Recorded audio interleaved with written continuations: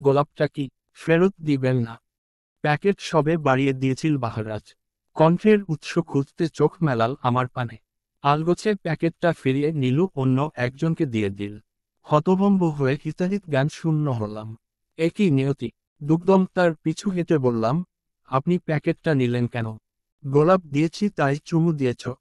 প্যাকেটের বদলে যদি অন্য কিছু দিয়ে বসো। এটা আমার মানসম্মানের প্রশ্ন, তাই রিস্ক নিলাম না।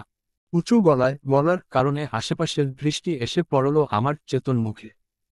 লজ্জাবনত হলো মস্তিষ্ক। পিছিয়ে আসতেই ফের বলল, অনুষ্ঠান শেষে আমার জন্য অপেক্ষা করো। তোমাকে একটা চড়ার শাস্তি দিব। শুরু হলো যক্ষা রোগীদের মতো কাশি। এক কাশি থামানো এক কথায় অসম্ভব। ওষ্ঠদ্বয় রুদ্ধ করে তবুও বৃথা চেষ্টা করলাম। উপায় শূন্য হয়ে ভার্সিটি থেকে বাড়ির উদ্দেশ্যে রওনা দিলাম। অপেক্ষা মানেই তো স্পেশাল ক্লাস।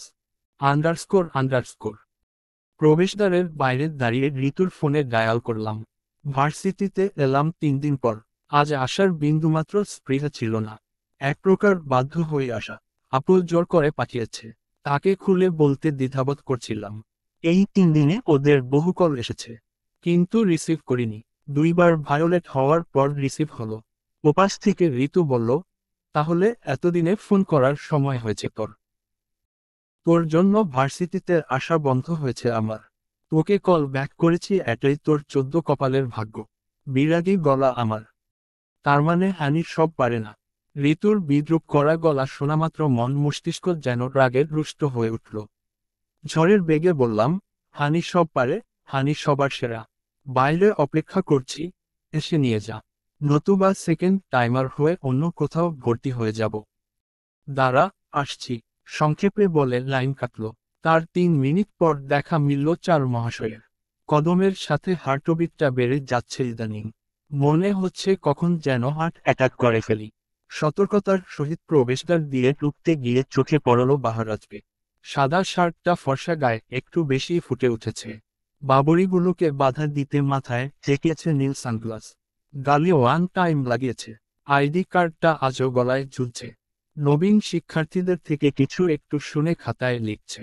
পাশে রয়েছে তার বন্ধুরা। রুদ্র ও তীব্র ছাড়া একটা ছেলে ও মেয়ে রয়েছে বাহারাজের বন্ধুমহলে। দৃষ্টি ফিরিয়ে দ্বিগুণ সতর্ক নিয়ে পাশ কাটিয়ে যেতেই শুরু হলো কাশি। দুহাতে ওষ্ঠদ্বয় রুদ্ধ করেও এই কাশির সমাপ্তি হচ্ছে না। আমি করুণ হাসলাম। পরক্ষণেই কানের এলো বাহারাজের বাণী, এই যক্ষা রোগী এদিকে এসো। তোমার রোগের চিকিৎসা তো আমার কাছে। দুর্হুতেই তেজস্বী গলায় বললাম, আমার চিকিৎসা লাগবে না। মফিট। সিনিয়রদের মুখের ওপর কথা বলার ফলাফল জানো। সানি লিওনের মতো নাচাব, তাও উইদাউট মিউজিক। রুদ্র তুরি বাজিয়ে বলল, কুল হানি, কুল। সারা জীবন তুই সবাইকে নাচিয়েছিস, তোকে এরা নাচাতে পারবে না। নিজেকে যথাসম্ভব ধাতস্থ করে কদম এগিয়ে মুখোমুখি দাঁড়ালাম বাহারাজের। আমতা আমতা করে বললাম, আমি পড়াশোনায় যথেষ্ট ভালো, আমার এক্সট্রা ক্লাসের দরকার নেই। সেদিনের বিহেভিয়ারের জন্য sorry. What, show your name. যথেষ্ট কনফিডেন্ট জ্ঞাপন করে বললাম, হানি। মধু। অনলি মধু। আগে পিছে কিছু নেই। বাহারাজের কনফিউশন আমার অন্তরে প্রবেশ করল। ওভার কনফিডেন্টের লেভেলটা নেমে গেল তলানিতে। আমতা আমতা করে বলল, মি, মি, আমা, হা, তোহা, নি। মিমি আমা হাতহানি। এগুলো নাম নাকি কার চিহ্নের ব্যবহার শিখাচ্ছ বলো তো? বাহারাজের ব্যঙ্গাত্মক কথায় অকপটে বললাম, মিমি আমা হাতহানি না তো মিমিয়া মাহাতহানি। মিমিয়া। টেনে ফের বলল, আমিহা। Not bad. First year. আমরা তোমাদের সিনিয়র। প্রতিদিন ঢোকার সময় আমাদের সালাম দিয়ে ঢুকবে, ওকে? না হলে? বলেই চোখের ইশারা করল। ইশারা অনুসরণ করে 30 ডিগ্রি কাত করতে একদল ছেলেমেয়েরা কান ধরে উঠবোস নজরে এলো। কাঠফাটা রোদ্দুরে এমন শাস্তি দিচ্ছে। হতভম্ব হয়ে দৃষ্টি ফেরাতে বিস্মৃতি হলাম। পাশ থেকে ঋতু বলে উঠল, ওরা পড়া পারেনি বলে স্যার উঠবস করাচ্ছে। আমি যে শুনেছি, ভার্সিটির পড়া না পারার জন্য মা, রে না। এগুলো কি ভুল শুনেছি? তীব্র ছেলেটা তীব্র প্রতিবাদ করে বলল, সঠিক। ওদের র্যাগিং চলছে। তোমাদেরও এখন শুরু হবে। যাও বাচ্চারা শুরু করে দাও। দেখুন, র্যাগিং এক ধরনের ক্রাইম। এসব ঠিক নয়, উঁচু গলায় বললাম। বাহারাজ রুষ্ট হলো, এক পা করে এগিয়ে এসে নিকটে দ্বিগুণ গলা তুলে বলল, ভার্সিটিতে বয়ফ্রেন্ড নিয়ে টোকা বুঝি ক্রাইম নয়? দুজন বয়ফ্রেন্ডের তিনজন গার্লফ্রেন্ড, তুমি কি ফ্রি? ওদের অনুপস্থিতিতে কাজ করো। এক উক্তিতে মেজাজ উঁচু অবস্থানে পৌঁছেছে। এ সময়ে আমার হাত দ্রুত গতিতে চলে। তার জিরাফের মতো উচ্চতায় আমি যেন পেঙ্গুইন। তীব্র ক্ষোভে হাত বাড়ালাম। হাতটা বাহারাজের শার্টের কলারে যেয়ে থামল। অতপর হ্যাক করে ছিঁড়ে গেল শার্ট। ডান পাশের আরমোল ছিঁড়ে দুই টুকরো হয়ে গেল। আচমকা এই পরিস্থিতিতে থমকে বাহারাজের মুখের দিকে অবলোকন করলাম। তিরুতিরিয়ে খামের কণাগুলো ফুটে উঠছে ললাটে। হাতটা ফিরিয়ে নিয়ে এলাম নিজের জায়গায়।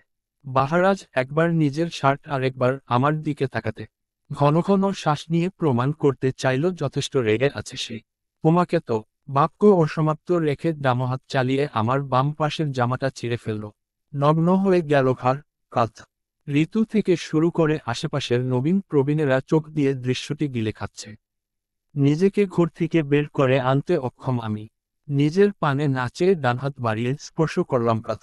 আখি জোড়া গ্রথন করে কয়েক দফা কেঁপে উঠলাম।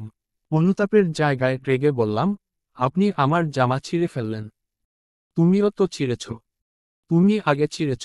বাহারাজের শার্টের কলার ধরে পার পেয়ে যাবে ভেবেছিলে।